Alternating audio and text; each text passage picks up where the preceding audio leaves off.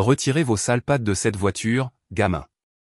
Le cri résonna dans la rue chic de Washington, D.C., tandis que l'officier Bradley Townsend se précipitait vers le docteur Jonathan Hay, un homme noir distingué en costume coûteux et sur mesure qui venait de sortir de sa berline de luxe. Townsend poussa violemment et contre le véhicule, forçant ses mains sur le capot, tandis que des piétons curieux s'arrêtaient pour regarder. On vole des voitures en plein jour maintenant? J'aurais dû savoir qu'il ne fallait pas essayer ça dans mon quartier. Et resta parfaitement calme, sa voix mesurée. Officier, je suis propriétaire de ce véhicule. Townsend rit d'un air moqueur, tordant le bras de Hay derrière son dos. Bien sûr, et je suis le directeur du FBI. Il força Hay à s'aplatir sur le capot de la voiture. Les mains derrière la tête maintenant. La foule grandissante sortit ses téléphones, enregistrant chaque instant de l'humiliation qui se déroulait devant elle. La montre coûteuse de Hay capta la lumière du soleil alors que ses mains étaient forcées en position. Avez-vous déjà vu la dignité de quelqu'un n'être détruite uniquement sur la base de suppositions? Ce qui va se passer ensuite brisera tout ce que vous croyez sur le pouvoir et la justice en Amérique. 6 heures plus tôt, le docteur Jonathan Hay avait commencé sa matinée comme toutes les autres. Son réveil sonna à 5h30 dans sa maison de banlieue en Virginie. Des photos de famille tapissaient le couloir, sa femme Maria, leurs 2 enfants adolescents, et des photos couvrant une carrière distinguée au sein des forces de l'ordre fédéral. Un cadre montrait un Hay plus jeune serrant la main de 3 directeurs différents du FBI au fil des ans. Les nouvelles du matin passaient en arrière-plan pendant qu'il préparait son café. Un journaliste parlait des récentes initiatives de réforme policière. Des fonctionnaires fédéraux anonymes continuent de militer pour des exigences nationales en matière de caméras corporelles et des programmes de surveillance renforcés. Hay ajusta sa cravate, écoutant attentivement. Il en savait plus sur ces initiatives que les journalistes ne pouvaient l'imaginer. Pendant ce temps, de l'autre côté de la ville, l'officier Bradley Townsend se plaignait déjà dans le vestiaire du commissariat. Encore des conneries de surveillance fédérale, grommela-t-il à son partenaire. Ces employés de bureau de Washington ne connaissent pas le vrai travail de police. Probablement jamais été sur le terrain. Son casier était décoré de photos d'arrestations douteuses, presque exclusivement de jeunes hommes noirs menottés. Un dossier de plainte était posé à proximité, épais d'allégations non résolues. Townsend avait fait l'objet de 7 enquêtes en 5 ans. Chaque enquête avait mystérieusement stagné ou disparu. Je te le dis, Martinez, continua Townsend, ces fédéraux pensent pouvoir nous dire comment faire notre travail. Attends qu'un d'entre eux essaie de se mettre à notre place. Au siège du FBI, Hay passait en revue les notes de service dans son bureau d'angle. Des prix et des distinctions couvraient les murs, mais les plaques nominatives étaient stratégiquement orientées loin de la porte. Sa secrétaire frappa. Monsieur le directeur, votre engagement communautaire de 18 heures est confirmé. Le lieu est au centre-ville sur la 5e rue. Hay hocha la tête, fermant un dossier marqué « Initiative de réforme de la police métropolitaine phase 2 ». À l'intérieur se trouvaient des statistiques qui auraient horrifié le public, disparité d'arrestations, schéma de plainte et preuves de conduite fautive systématique dans plusieurs commissariats. Son téléphone vibra avec un SMS de Maria. Ne travaille pas trop tard ce soir. Sarah a un récital demain. Je pars à 17h30, répondit-il en tapant. Je ne le manquerai pour rien au monde. Townsend passa son après-midi à patrouiller les mêmes quartiers qu'à l'accoutumée. Sa radio crépitait constamment avec des rapports qu'il ignorait, se concentrant plutôt sur les voitures de luxe conduites par des professionnels noirs. En 3 heures, il arrêta 4 véhicules. Tous les conducteurs étaient noirs. Tous furent relâchés sans contravention, mais non sans avoir été soumis à des fouilles prolongées et à des interrogatoires hostiles.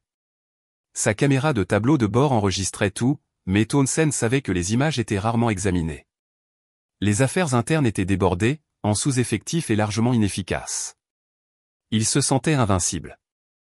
À 16h45, la répartition annonça « Toutes les unités, des fonctionnaires fédéraux mènent des inspections surprises de conformité des caméras corporelles.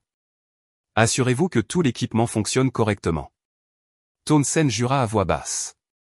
Il avait oublié d'activer sa caméra pendant des mois. Aujourd'hui, il l'alluma à contre-cœur. Et quitta le siège à 17h30 précise, conduisant son véhicule personnel pour éviter d'attirer l'attention. La réunion communautaire faisait partie d'une tournée d'écoute qu'il avait discrètement organisée. Le sujet de ce soir, bâtir la confiance entre les forces de l'ordre fédéral et les communautés locales. Il devait parler anonymement, identifié uniquement comme un haut fonctionnaire fédéral. L'ironie ne lui échappa pas. Pendant des mois, il avait élaboré des politiques pour résoudre précisément le genre de comportement fautif qui sévissait dans les départements à travers le pays. Ces réformes exigeaient des caméras corporelles, des rapports obligatoires et une surveillance fédérale des affaires internes de la police. De nombreux officiers ressentaient du ressentiment envers ces changements sans savoir que leur architecte était un homme noir qui avait personnellement expérimenté la discrimination tout au long de sa carrière. La radio de Townsend grésilla. Unité 47, rapport d'activité suspecte sur la 5e rue. Vol possible d'un véhicule de luxe en cours. Je m'en occupe, répondit Townsend avec enthousiasme. La 5e rue était son terrain de chasse préféré, une zone chic où les professionnels noirs qui réussissaient faisaient tâche, du moins à ses yeux. Elle se gara devant le centre communautaire, vérifiant sa montre. 15 minutes d'avance, comme toujours. Il ajusta sa cravate, attrapa sa mallette et sortit de sa berline. De l'autre côté de la rue, la voiture de patrouille de Townsend s'arrêta. Les yeux de l'officier se fixèrent immédiatement sur elle. Une voiture coûteuse, un costume sur mesure, une posture confiante, tout ce qui déclenchait ses préjugés et ses ressentiments les plus profonds. Townsend n'avait aucune idée qu'il était sur le point d'affronter le plus puissant fonctionnaire des forces de l'ordre du pays. Et, quant à lui, n'avait aucune idée que ses réformes théoriques étaient sur le point de devenir brutalement personnelles. Le décor était planté.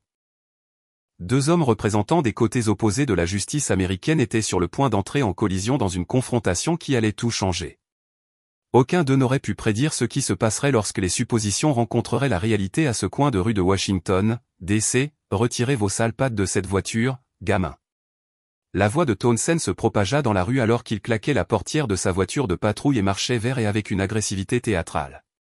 Elle se tourna lentement, son expression maîtrisée, mais alerte. Il avait déjà vécu cela, mais jamais de manière aussi publique. Bonsoir, officier. Y a-t-il un problème ? Ne faites pas l'idiot avec moi, grogna Townsend, poussant violemment et contre la berline. L'impact résonna sur les bâtiments voisins tandis que des piétons commençaient à s'arrêter et à regarder. Les mains sur le véhicule maintenant. Et obtempéra, posant ses paumes à plat sur le toit de la voiture. Officier, je crois qu'il y a un malentendu. C'est mon véhicule. Townsend rit d'un air moqueur, commençant une palpation agressive qui relevait plus de la performance que de la procédure. Votre véhicule, n'est-ce pas ? Laissez-moi deviner. Vous êtes médecin, avocat, peut-être sénateur. Sa voix débordait de sarcasme alors qu'il parlait délibérément assez fort pour que la foule grandissante entende chaque mot. Je travaille pour le gouvernement fédéral, répondit calmement et, sa voix régulière malgré l'humiliation. Gouvernement fédéral ? Townsend hurla de rire, tirant brutalement le portefeuille de la poche de sa veste. Qu'est-ce que vous êtes ? Concierge à la poste ? N'essayez pas de m'impressionner avec vos mots compliqués, gamin. À présent, une douzaine de personnes s'étaient rassemblées sur le trottoir. Des téléphones portables apparurent, enregistrant la rencontre sous plusieurs angles. Et remarqua les caméras et ressentit un mélange de soulagement et d'effroi. Des preuves étaient créées, mais sa dignité était détruite en temps réel. Townsend examina le permis de conduire de avec une suspicion exagérée. Docteur Jonathan E. Il lut à voix haute d'un air moqueur. Oh, docteur. Quel genre de faux diplôme avez-vous acheté en ligne ? Il tint le permis à la lumière de manière théâtrale. Probablement falsifié. L'adresse indique le comté de Fairfax, un quartier très chic. Impossible que quelqu'un comme vous vive là légitimement.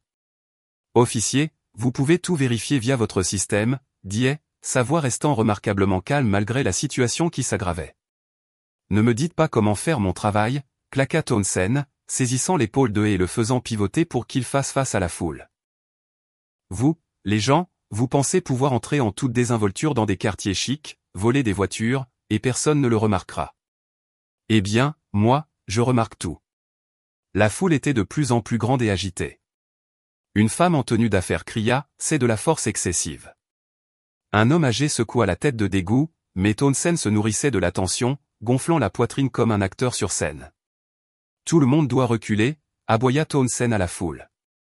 C'est une affaire policière officielle. Quiconque interférant sera arrêté pour obstruction. Un officier de renfort, Rodriguez, arriva et pressentit immédiatement que quelque chose n'allait pas.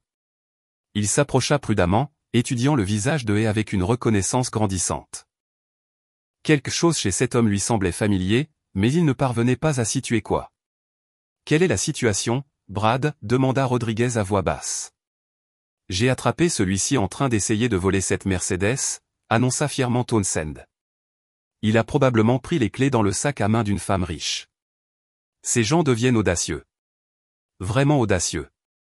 Rodriguez fronça les sourcils, remarquant la montre coûteuse de Hay, son costume parfaitement ajusté, et surtout, son calme et son maintien autoritaire sous pression. Ce n'était pas ainsi que se comportaient généralement les voleurs de voitures. Les voleurs de voitures ne citaient pas de procédure légale et ne maintenaient pas ce niveau de sang-froid.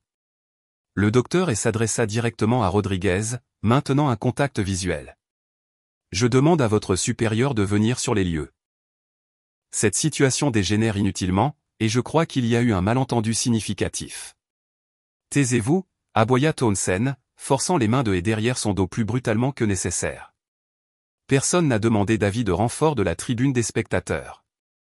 Il commença à fouiller l'intérieur du véhicule, jetant des papiers dans la rue avec une négligence délibérée et un mépris évident. La mallette de Hay tomba du siège passager, s'ouvrant et dispersant des documents fédéraux sur le trottoir.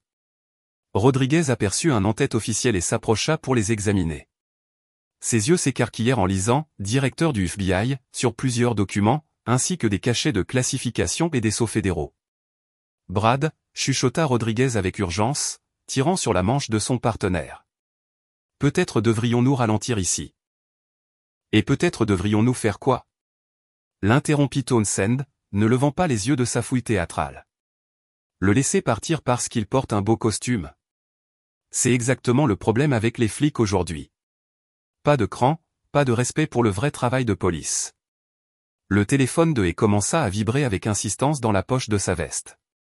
L'identifiant de l'appelant, partiellement visible à travers le tissu, indiquait « Directeur adjoint Carter ». Urgent. Rodriguez le vit et sentit son estomac se serrer. « Officier Townsend », dit Hay avec une fermeté et une autorité croissante. « Je vous conseille fortement de reculer et de réévaluer cette situation. Contactez immédiatement votre supérieur. Cela ne va pas se terminer comme vous le pensez. Me conseillez. » La voix de Townsend s'éleva en un cri qui résonna sur les bâtiments environnants. « Vous êtes sur le point d'être menotté, Einstein. Vous ne conseillez personne. Vous ne me dites rien. » Il s'approcha de l'oreille de Hay, parlant juste assez fort pour que les caméras captent chaque mot humiliant. « Connais ta place, gamin. C'est mon monde, pas le tien. Mes rues, mes règles. » La foule grossissait de minute en minute, et leurs expressions passaient de la curiosité à l'indignation et à l'incrédulité. Quelqu'un cria « C'est complètement faux ». Une autre voix lança « Laissez cet homme tranquille ». Une adolescente, son téléphone levé, hurla « Ça va devenir viral, officier ». Townsend se nourrissait de l'attention comme le feu du carburant, devenant plus théâtral et agressif à chaque instant. Tout le monde recule. C'est une affaire policière officielle. Il retourna fouiller la voiture, ses mouvements devenant plus destructeurs et irrespectueux à chaque seconde. Puis il trouva ce qu'il cherchait, ou plutôt, ce qu'il avait apporté avec lui.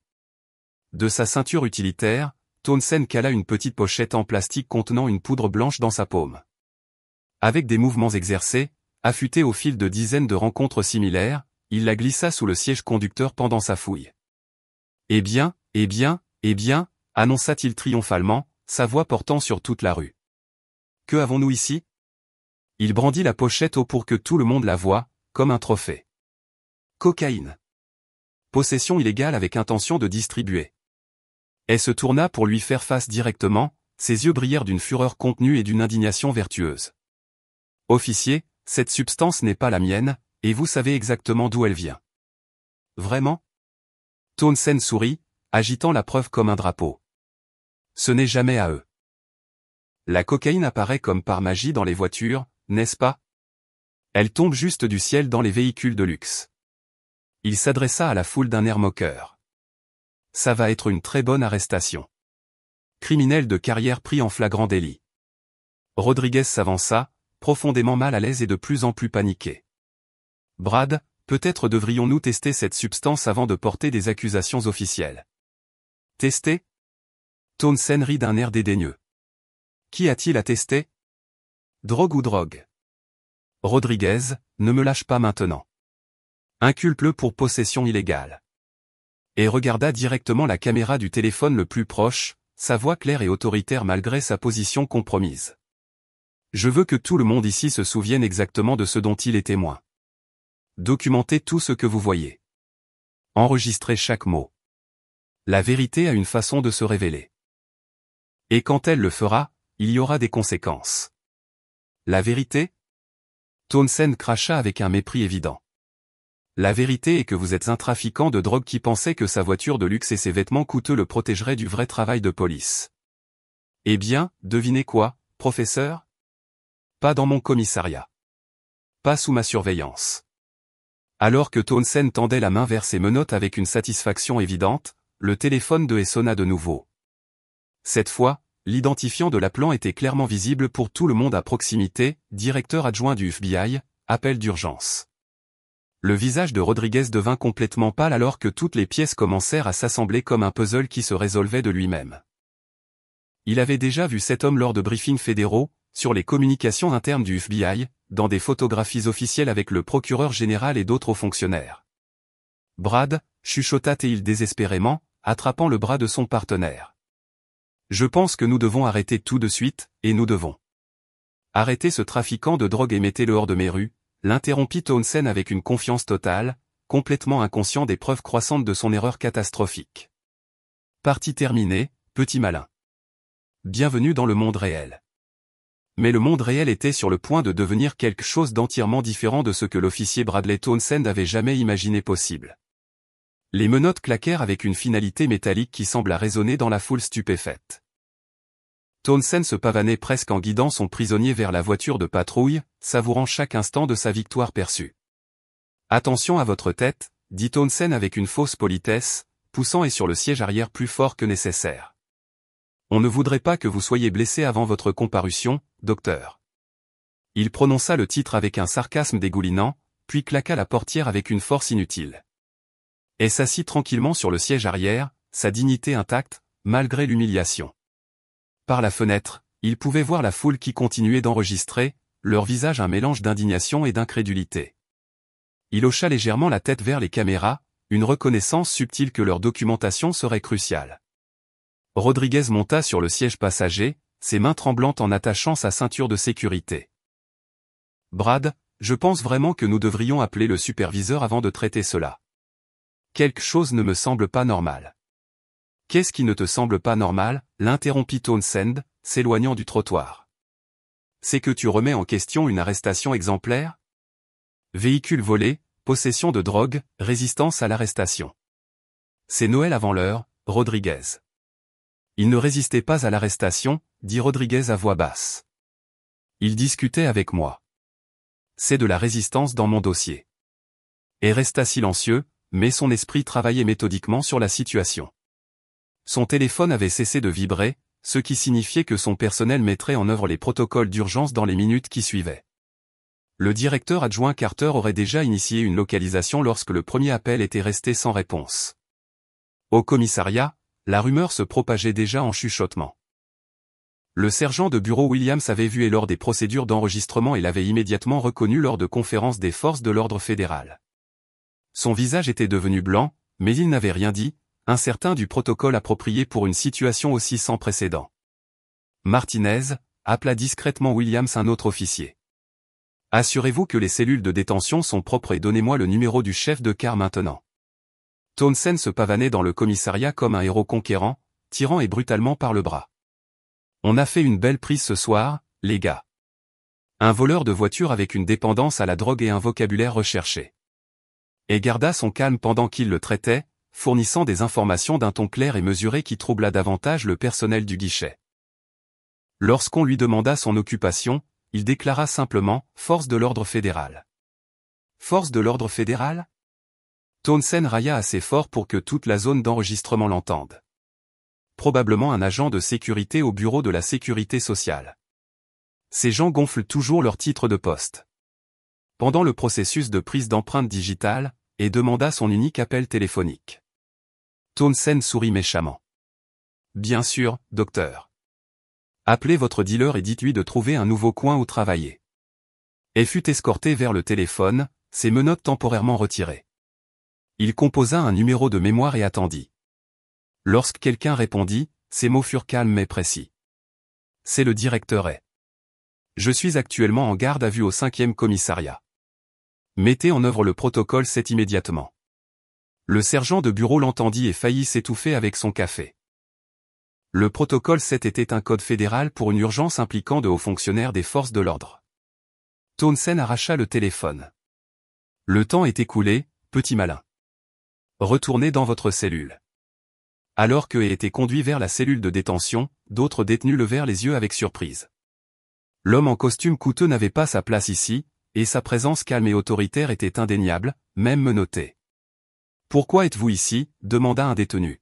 « Un malentendu qui va devenir très coûteux pour certaines personnes », répondit calmement. À l'extérieur du commissariat, des SUV noirs aux plaques gouvernementales commençaient à arriver. Des agents fédéraux en costume sombre émergèrent, leurs expressions sombres et déterminées. Ils se dirigèrent avec une précision militaire vers l'entrée du commissariat. Le chef de car Peterson était dans son bureau lorsque son téléphone sonna. La voix à l'autre bout était nette et professionnelle. « Commandant, ici le directeur adjoint Carter, FBI. Nous pensons que vous avez le directeur Jonathan est en garde à vue. Je dois parler à quiconque a autorisé son arrestation immédiatement. » Le visage de Peterson se vida de son sang. « Avez-vous dit le directeur est ? » Le directeur du FBI est.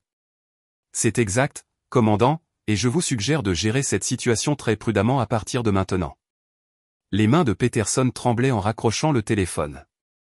Il demanda immédiatement à Townsend et Rodriguez de se présenter à son bureau, puis commença à examiner le rapport d'arrestation avec une horreur croissante. Pendant ce temps, Townsend célébrait avec d'autres officiers dans la salle de pause. « On a attrapé un véritable à ce soir, les gars. » Il pensait que son beau costume le sauverait, mais la justice est aveugle à la couleur, les gars. Sa radio grésilla. « Officier Townsend, présentez-vous immédiatement au chef de car. » Il veut probablement me féliciter, sourit Townsend, redressant son uniforme. La plus grande arrestation du mois, garantie. Rodriguez suivit à contre-cœur. Les documents fédéraux qu'il avait vus dispersés dans la rue lui brûlaient la mémoire. Il tenta de rechercher le directeur du FBI et sur son téléphone, mais la connexion Internet du commissariat était notoirement lente. Alors qu'il marchait vers le bureau de Peterson, aucun des deux officiers ne remarqua le groupe d'agents fédéraux entrant dans le bâtiment, leurs insignes clairement visibles, leurs expressions mortellement sérieuses. Le système était sur le point de se corriger d'une manière que Townsend ne pouvait absolument pas imaginer.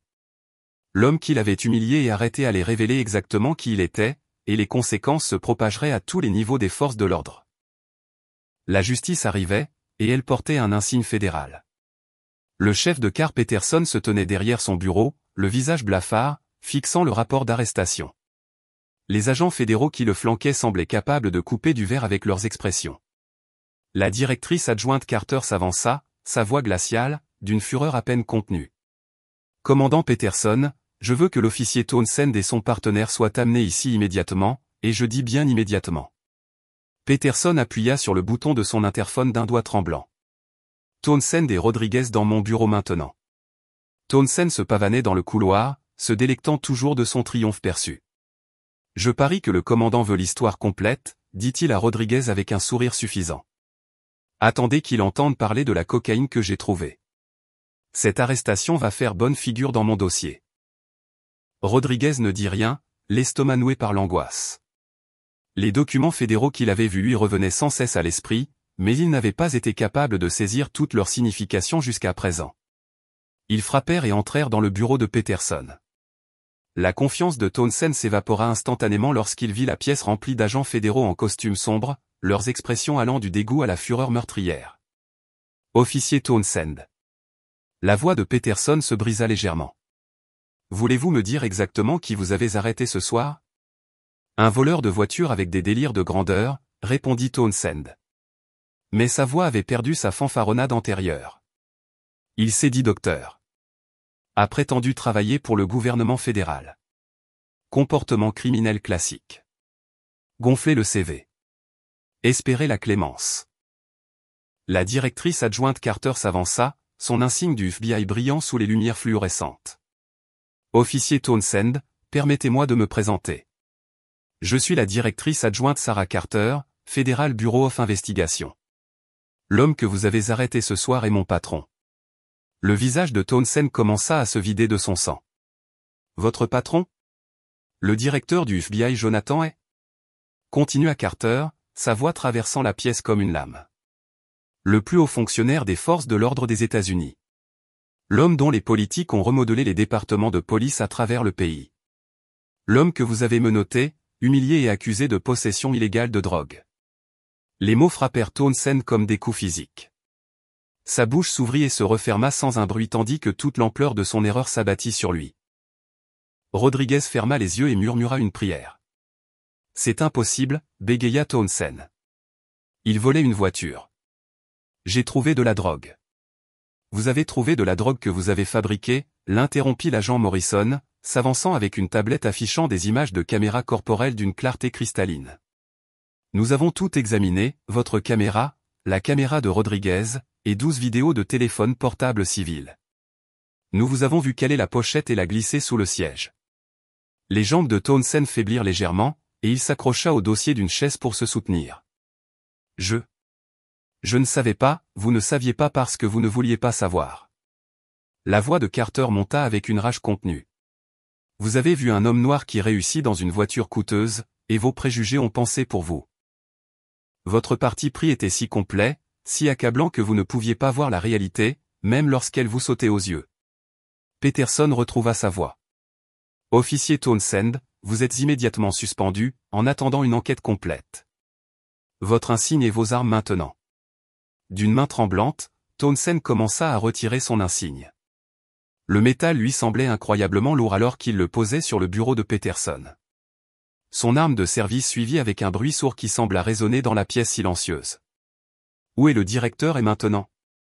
Demanda Carter. Cellule de détention numéro 3, chuchota Peterson. Faites-le sortir immédiatement et retirez-lui ses menottes avec des excuses formelles. Alors que Peterson se précipitait, Carter se retourna vers Townsend, qui semblait sur le point de s'effondrer. Comprenez-vous ce que vous avez fait? L'homme que vous avez arrêté a lutté contre la conduite fautive de la police toute sa carrière. Il est l'architecte de tous les programmes de réforme dont vous vous plaignez, les exigences en matière de caméras corporelles, les protocoles de surveillance fédérale, les programmes de formation renforcés, toutes ces initiatives. Rodriguez prit la parole à voix basse. Madame, j'ai essayé de l'arrêter. J'ai reconnu certains des documents, j'ai essayé de le faire ralentir, mais... Nous savons, officier Rodriguez. Votre conduite sera examinée séparément, mais les preuves préliminaires suggèrent que vous avez tenté d'éviter ce désastre. Des pas résonnèrent dans le couloir alors que Peterson revenait avec Hay, dont les menottes étaient retirées par un sergent profondément embarrassé. Hay se frotta calmement les poignets, sa dignité intacte malgré l'épreuve. Directeur Hay. Carter s'approcha de lui avec un soulagement et une inquiétude évidents. Monsieur, êtes-vous blessé? Avez-vous besoin d'une assistance médicale? Je vais bien, Sarah, répondit Hay calmement, sa voix portant le poids de tout ce qu'il venait de vivre. Mais nous avons du travail à faire. Hay se tourna pour faire face à Townsend, qui ne pouvait pas le regarder dans les yeux. La pièce devint complètement silencieuse, à l'exception du bourdonnement des lumières fluorescentes et de la respiration laborieuse de Townsend. Officier Townsend, dit Hay, sa voix calme, mais empreinte d'une autorité indéniable. Regardez-moi. Townsend leva lentement la tête, son visage un masque de honte et de terreur. Comprenez-vous ce qui s'est passé ici ce soir? Continua Hay. Officier Townsend, vous n'avez pas seulement arrêté un homme innocent. Vous avez exposé un problème systémique qui va bien au-delà des préjugés d'un seul officier. Vos actions de ce soir nous ont donné une étude de cas de tout ce qui ne va pas avec la police moderne. Monsieur le directeur, je suis désolé. Je ne savais pas qui vous étiez. C'est exactement le problème, répondit Hay, sa voix gagnant en force. Vous ne devriez pas avoir besoin de savoir qui je suis pour me traiter avec une dignité humaine fondamentale. Vous ne devriez pas avoir besoin de voir mon insigne pour suivre les procédures appropriées. Vous ne devriez pas avoir besoin de mon autorité fédérale pour vous empêcher de fabriquer des preuves. La pièce resta figée tandis que Hay continuait. Toutes les suppositions que vous avez faites ce soir étaient basées sur la couleur de ma peau.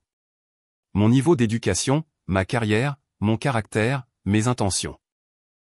Rien de tout cela n'avait d'importance pour vous parce que vous ne pouviez pas voir au-delà de vos propres préjugés. La voix de Townsend était à peine un murmure. Que se passe-t-il maintenant? Chen répondit avant que ne puisse. Une enquête fédérale sur les droits civiques, des poursuites pénales pour falsification de preuves, fausse arrestation et violation des droits civiques sous couvert de la loi. Et ce n'est que le début. Et ajusta sa cravate et regarda autour de la pièce, les officiers et agents assemblés. Ce qui se passe maintenant, c'est que nous utilisons cet incident pour créer un réel changement. Cela cesse d'être une question d'un mauvais officier pour devenir une question de réparation d'un système défaillant. Il se tourna vers Peterson. Commandant, je veux que chaque arrestation effectuée par Townsend au cours des 2 dernières années soit examinée par des enquêteurs fédéraux. Chaque plainte, chaque incident d'usage de la force, chaque contrôle routier. S'il y a un schéma, nous le dénoncerons. La transformation était complète. La victime humiliée s'était révélée être le plus puissant fonctionnaire des forces de l'ordre du pays. Le chasseur était devenu le chassé, et la justice, retardée mais non refusée, commençait enfin à se manifester. Le monde de l'officier Bradley Townsend venait de s'effondrer entièrement, et il commençait tout juste à comprendre le vrai coût de ses préjugés et de sa conduite fautive. Le bureau local du FBI bourdonnait d'une activité intense alors que le directeur établissait un groupe de travail complet quelques heures après sa libération. L'agent Morrison affichait des fichiers numériques sur plusieurs moniteurs tandis que des spécialistes légistes examinaient les preuves fabriquées sous des microscopes. L'ampleur de l'enquête était sans précédent. Un directeur du FBI en exercice avait été victime d'une inconduite policière, créant une affaire fédérale aux implications massives qui se propageraient à l'échelle nationale. Monsieur le directeur, nous avons terminé l'analyse préliminaire des preuves, rapporta l'agent Rodriguez, à ne pas confondre avec l'officier de police. La substance que Townsend a fabriquée était du sucre en poudre mélangé à du bicarbonate de soude. Valeur marchande, environ $50. Mais les accusations fédérales auxquelles il fera face portent 25 ans à perpétuité en prison fédérale. Et hocha la tête d'un air sombre, examinant les images de la caméra corporelle sur son ordinateur portable. La vidéo était accablante, 12 angles différents montrant Townsend fabriquer des preuves, son langage raciste et son mépris total des procédures. Chaque image racontait l'histoire d'un abus systématique de pouvoir. Et son historique d'arrestation? Je veux tout. C'est là que ça devient profondément troublant, monsieur, répondit Morrison, affichant des registres de bases de données qui remplissaient 3 grands écrans. Townsend a effectué 847 arrestations en 5 ans. 723 d'entre elles concernaient des hommes noirs âgés de 18 à 55 ans. C'est un taux de 85,4% dans un district où la population noire ne représente que 31%. L'improbabilité statistique à elle seule suggère un ciblage, concluait, son esprit analytique traitant les chiffres. Exactement. Et voici la preuve irréfutable. 89% de ces accusations de possession de drogue ont été par la suite abandonnées ou réduites en raison de problèmes de procédure, de manque de preuves ou de préoccupation du procureur quant à l'intégrité de l'affaire. Elle sentit sa mâchoire se serrer alors que les implications s'imposaient, ce qui signifiait que les preuves étaient douteuses ou fabriquées dès le départ. Nous avons identifié au moins 47 cas avec des schémas identiques, voitures coûteuses, hommes noirs d'apparence professionnelle âgés de 25 à 50 ans, découvertes mystérieuses de drogue lors de contrôles routiers de routine qui ont en quelque sorte dégénéré en fouilles de véhicules. Le schéma est si cohérent, c'est comme s'il suivait un manuel. Elle se leva et commença à faire les 100 pas, son esprit travaillant sur les implications juridiques et systémiques. Chaque statistique représentait une vie perturbée, une famille déchirée, une carrière potentiellement détruite par les préjugés systématiques et le comportement criminel d'un seul officier. La directrice adjointe Carter entra avec un dossier épais et une expression sombre. « Monsieur, nous recevons des témoignages de victimes plus vite que nous ne pouvons les traiter. » La nouvelle de l'arrestation de Townsend s'est rapidement répandue sur les réseaux sociaux, et des gens se manifestent avec des expériences similaires. Les récits sont déchirants et remarquablement cohérents. Elle ouvrit le dossier, révélant des photographies et des résumés de cas. Le docteur Michael Thompson, éminent chirurgien cardiovasculaire, a été arrêté pour comportement suspect devant son propre hôpital à 23 heures après une chirurgie de 16 heures, a passé la nuit en prison, a manqué 3 opérations prévues. L'hôpital a dû présenter des excuses publiques aux patients. Elle examina la photo, un homme noir distingué d'une quarantaine d'années, toujours en blouse de chirurgien sur sa photo d'identité judiciaire.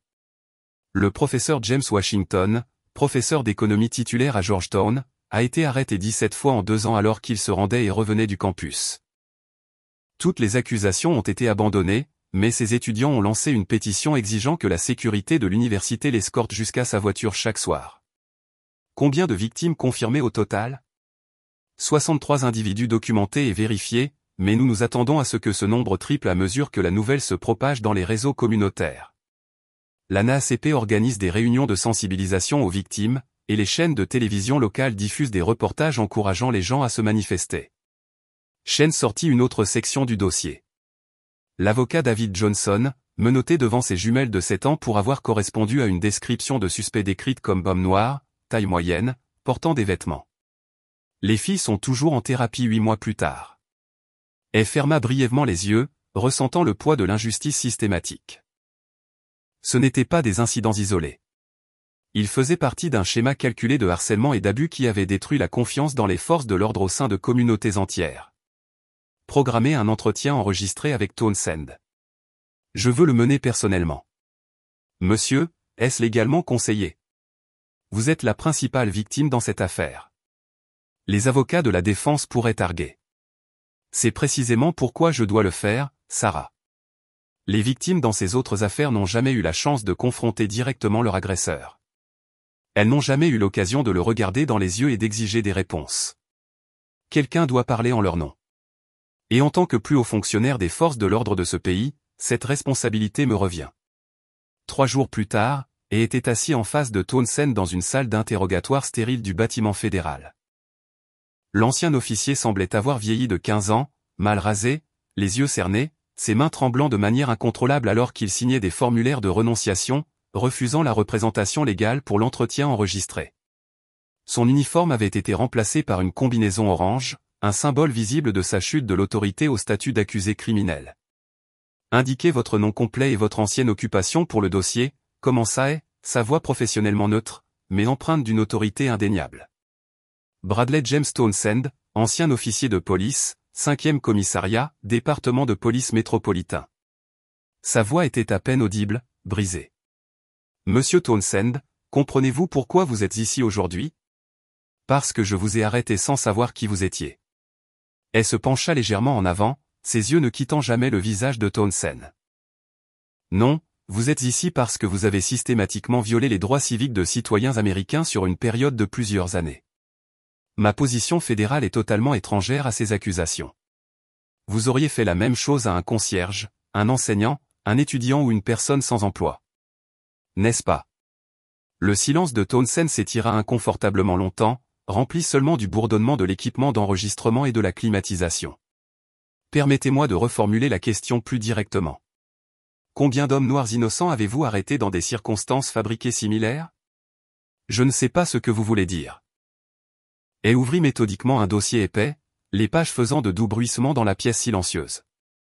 Marcus Williams, 34 ans, a été arrêté pour possession de drogue devant son propre cabinet d'avocat à 19 heures après avoir travaillé tard sur un dossier client. Les accusations ont été abandonnées lorsque les images de sécurité n'ont montré aucune activité suspecte. Kevin Davis, 28 ans, arrêté pour vol de voiture alors qu'il chargeait des courses dans son propre véhicule en plein jour. L'immatriculation du véhicule a confirmé sa propriété. Les accusations ont été abandonnées. Antonio Martinez, 31 ans, arrêté pour possession après avoir été arrêté pour conduite erratique sur une route complètement droite sans aucune infraction au code de la route. Dois-je continuer à lire, Monsieur Townsend? C'étaient des arrestations légitimes basées sur... Basées sur quelles preuves? L'interrompit, sa voix traversant l'air comme de l'acier. Basées sur quelle cause probable? Basées sur quelle suspicion raisonnable au-delà de la couleur de leur peau? Le calme de Townsend commença à se fissurer visiblement. Écoutez, j'ai fait quelques erreurs, d'accord? Mais j'essayais de faire mon travail. Ces quartiers ont des taux de criminalité élevés, des problèmes de drogue. Le quartier où vous m'avez arrêté a l'un des taux de criminalité les plus bas du district métropolitain, l'interrompit, consultant ses notes. Il y a 0,3 crimes violents pour 1000 habitants. Réessayez. Des gens comme vous qui arrivent dans des quartiers où ils n'ont pas leur place. Townsend commença, puis s'arrêta brusquement, réalisant son erreur. Des gens comme moi. Elle se pencha en avant, sa voix dangereusement silencieuse. Veuillez terminer cette phrase, Monsieur Townsend. Je suis très intéressé d'entendre vos pensées complètes. Le silence s'étira pendant près d'une minute avant que Townsend ne marmonne, je ne sais pas ce que je voulais dire par là. Vous vouliez dire des noirs. Vous avez vu la couleur de ma peau et avez fait toutes les suppositions qui en ont découlé à partir de cette seule observation. Mon niveau d'éducation, mon casier judiciaire, mon droit de conduire une voiture coûteuse, mon droit d'exister dans ce quartier, mon droit d'être traité avec une dignité humaine fondamentale, tout cela déterminé par des préjugés raciaux.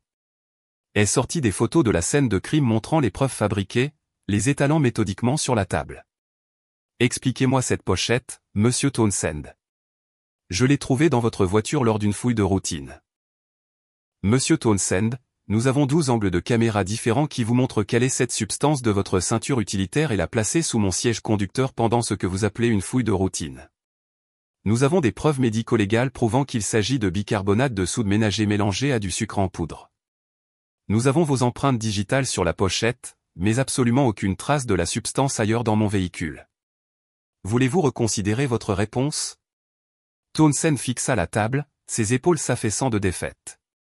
Combien d'autres fois, Monsieur Townsend? Combien d'autres innocents avez-vous piégés avec des preuves fabriquées? Je n'ai jamais voulu faire de mal à des innocents. Ce n'est pas ce que je vous ai demandé. J'ai demandé un nombre. Combien? La question resta suspendue dans l'air comme une épée de justice attendant de tomber. Finalement, Townsend chuchota, parfois, des preuves sont négligées lors des premières fouilles. Parfois, on trouve des choses à un deuxième regard qui n'étaient pas visibles la première fois.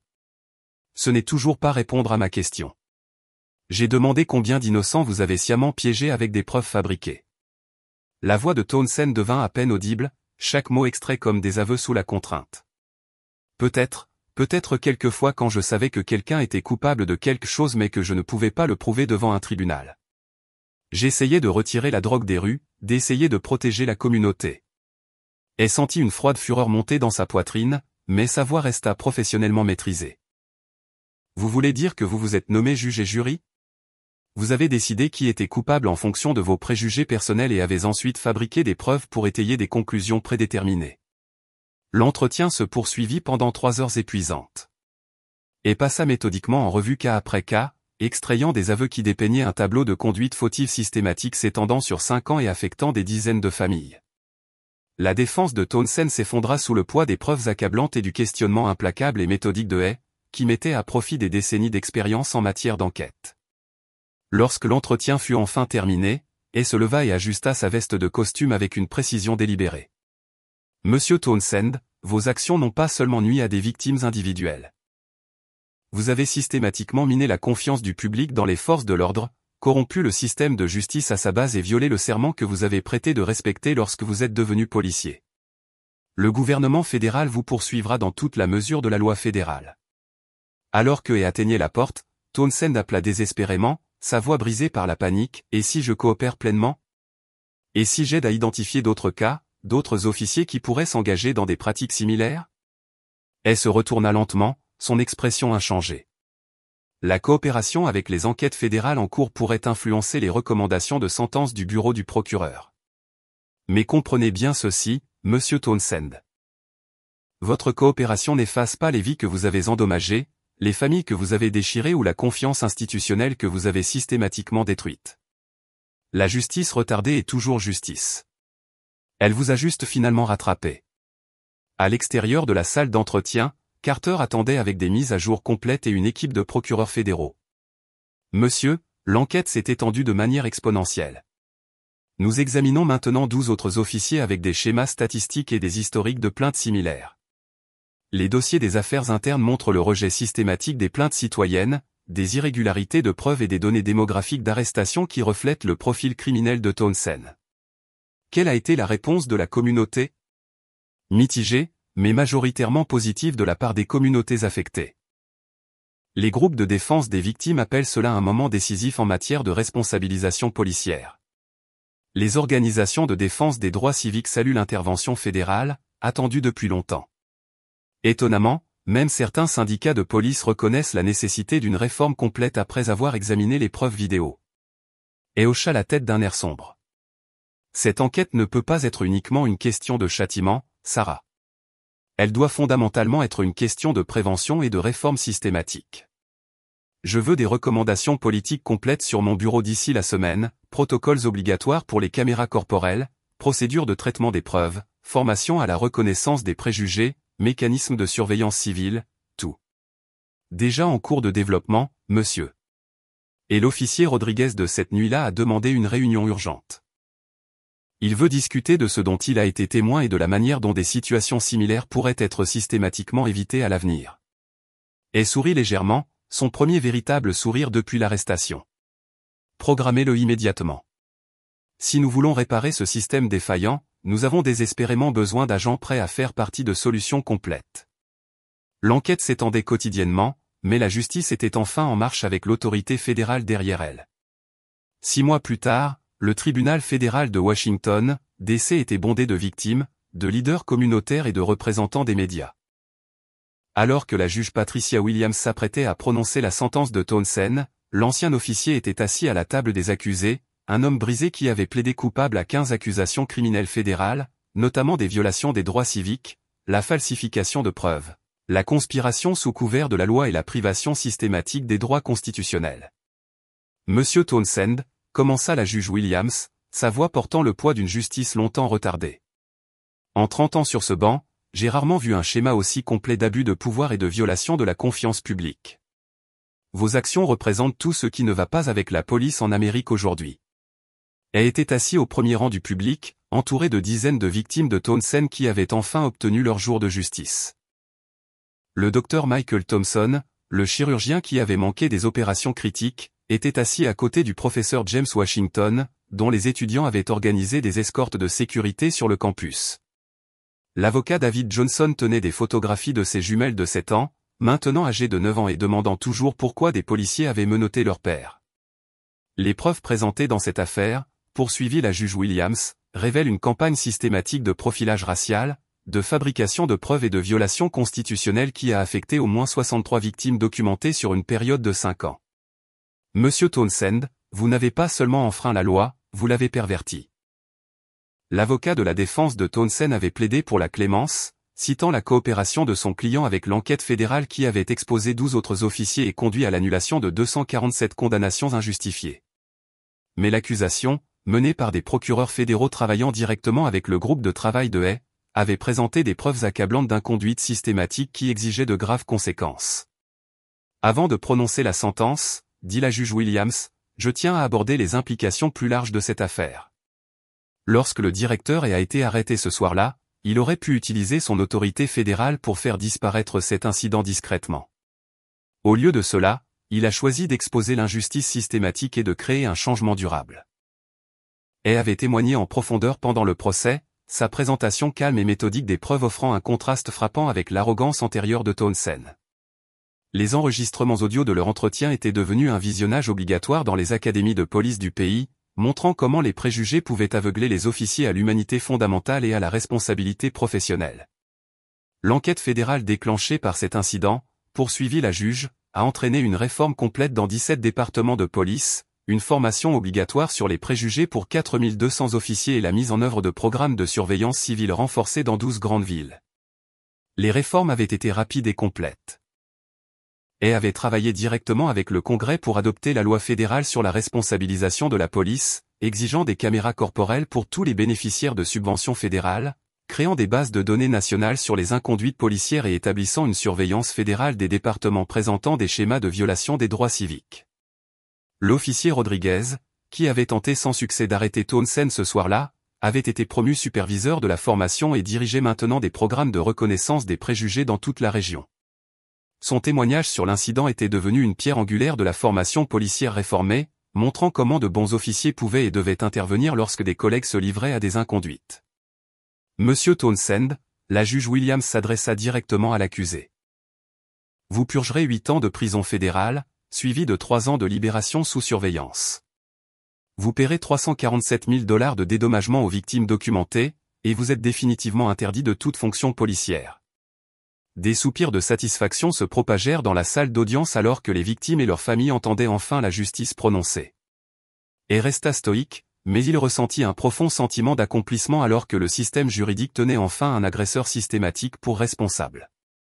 De plus, poursuivit la juge, ce tribunal ordonne la création de la commission et sur la réforme de la police, présidée par le directeur et, avec pour mandat d'élaborer des normes nationales de conduite policière, de traitement des preuves et de surveillance civile. Après la sentence, et s'adressa à une foule de journalistes et de membres de la communauté devant le palais de justice. La sentence d'aujourd'hui envoie un message clair, l'abus systématique de pouvoir ne sera pas toléré au sein des forces de l'ordre américaines, dit-il, sa voix portant sur les marches du palais de justice. Mais la punition seule est insuffisante. Un véritable changement exige une réforme institutionnelle, une transformation culturelle et un engagement indéfectible envers les principes constitutionnels. Les statistiques témoignaient de l'impact plus large.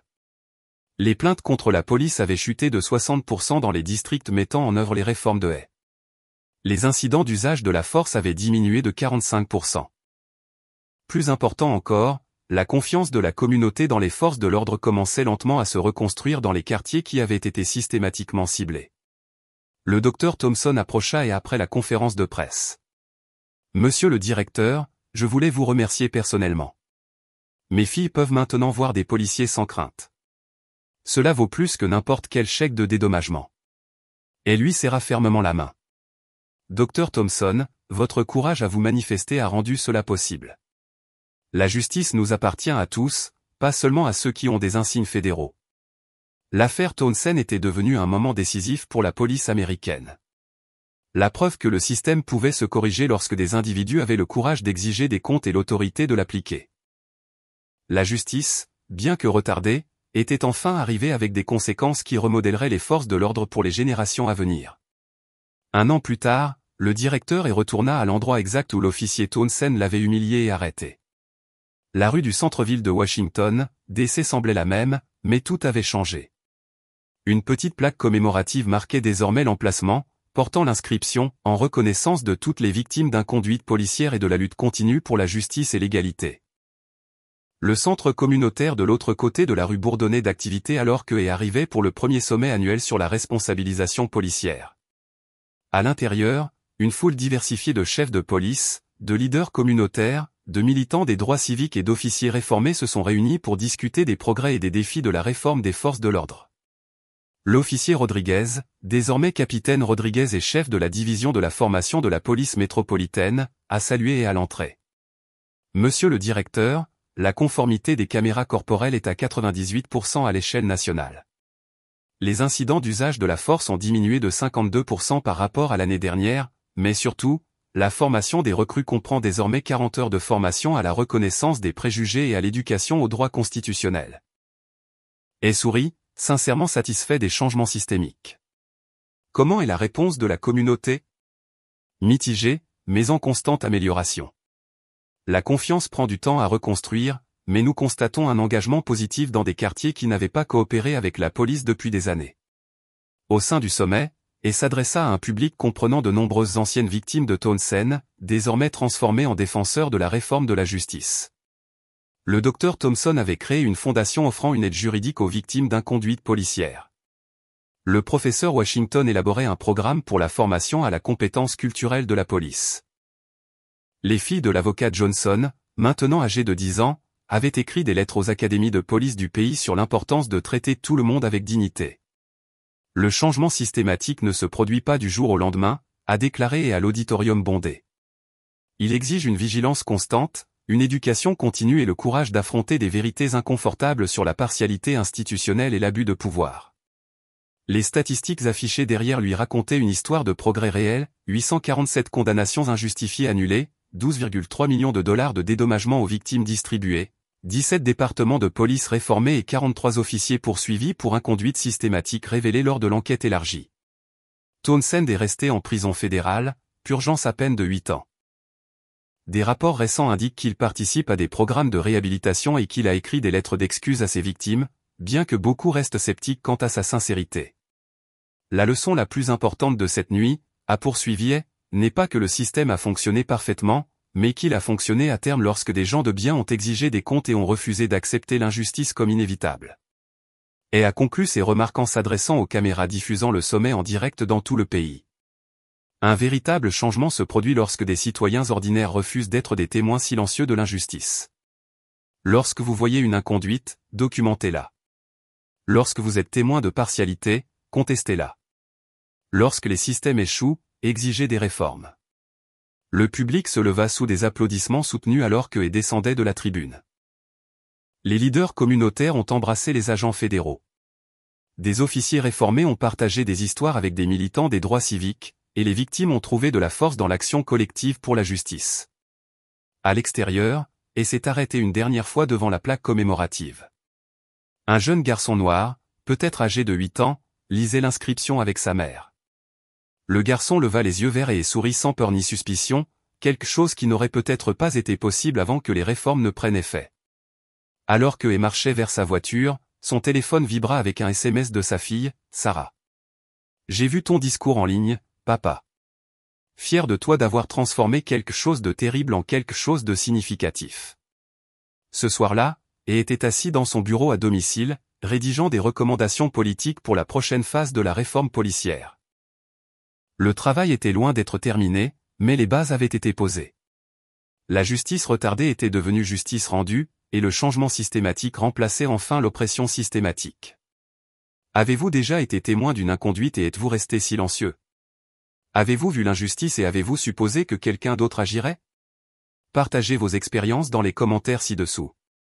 Si cette histoire vous a incité à penser différemment à la prise de parole pour la justice, appuyez sur le bouton « J'aime » et abonnez-vous pour plus d'histoires sur la responsabilisation, la réforme et la lutte continue pour l'égalité. Partagez cette vidéo avec quelqu'un qui a besoin de comprendre que le changement est possible lorsque les bonnes personnes refusent d'accepter l'injustice comme inévitable.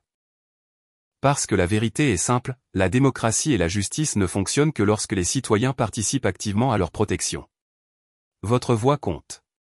Votre témoignage compte. Votre courage d'exiger mieux peut littéralement changer le monde.